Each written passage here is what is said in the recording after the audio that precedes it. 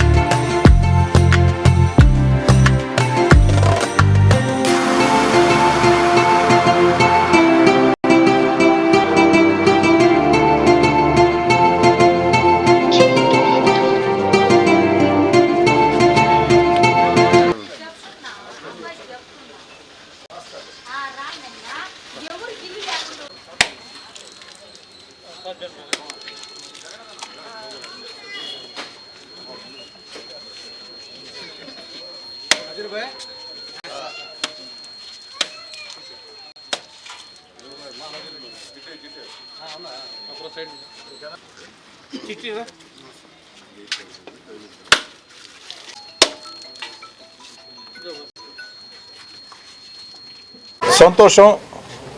Nellore rural నియోజకవర్గం నీలగిరి సంఘంలో 38 లక్షల రూపాయల వ్యయంతో 1400 మీటర్ల డ్రైన్ల నిర్మాణం.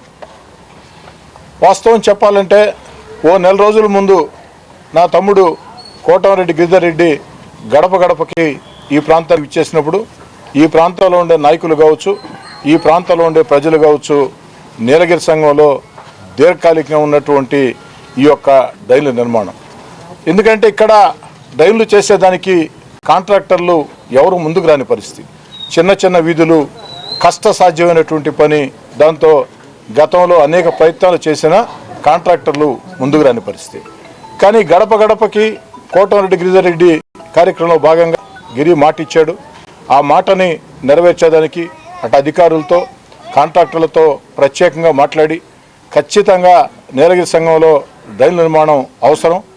ఈ 35 లక్షల రూపాయలతో ఇక్కడ డ్రైన్లు చేపట్టినట్టయితే పలు అడ్డవీధులకి డ్రైన్లు వస్తాయి.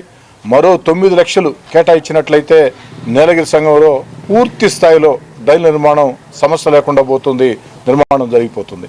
ఆ 9 లక్షలు కూడా కేటాయించమని కమిషనర్ గారిని అధికారులను కూడా కోరటం జరిగింది. త్వరలో కేటాయిస్తామని చెప్పారు. ఈ 35 లక్షల రూపాయలతో ఈ యొక్క డ్రైన్ నిర్మాణం వేగవంతంగా ప్రారంభించి అతి త్వరలోనే ప్రారంభోత్సవం చేసుకుంటామని తెలియచేసుకుంటూ, నా ఉద్దేశంలో ఒకటే, ఎక్కడైనా సరే అభివృద్ధి పనుల విషయంలో శంకుస్థాపన చేశామంటే ఏదో టెంకాయలు కొట్టామా, ఫోటోలు దించుకున్నామా, వెళ్ళామా అన్న ధోరణి ఉండకూడదు.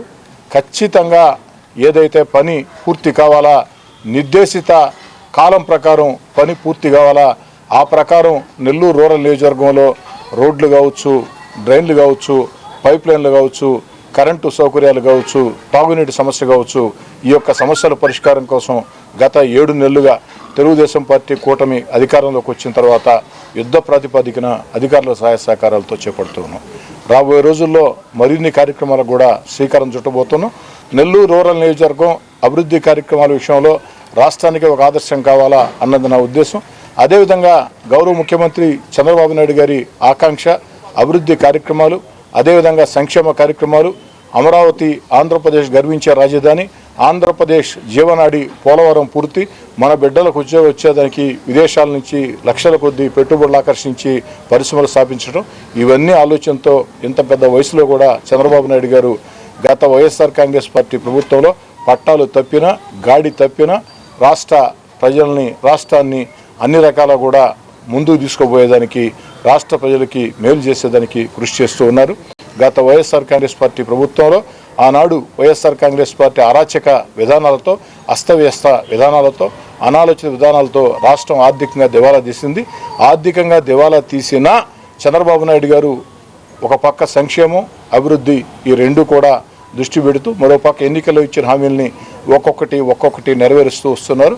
అతి త్వరలో హామీలన్నీ కూడా ప్రారంభమవుతాయి, కొన్ని ఇప్పటికే ప్రారంభమని తెలియజేసుకుంటూ నీలగిరి సంఘం వాసులకు కూడా నేను మనవి చేసేది ఒకటే, అభివృద్ధి కార్యక్రమాల విషయంలో ఎక్కడా కూడా రాజకీయ జోక్యం లేకుండా, ఆ పార్టీ ఈ పార్టీ తేడా లేకుండా ఎన్నికలు అయిపోయినాయి. ఎన్నికల వేళ మాత్రమే పార్టీ అజెండాలు ఎన్నికలు పూర్తయిన వేళ ఈ యొక్క సమయంలో ఎక్కడికక్కడ అభివృద్ధి కార్యక్రమాలు చేపట్టుకోవాల్సిన అవసరం ఉంది. నెలకి డ్రైన్ల నిర్మాణం ఇక సాధ్యం కాదు.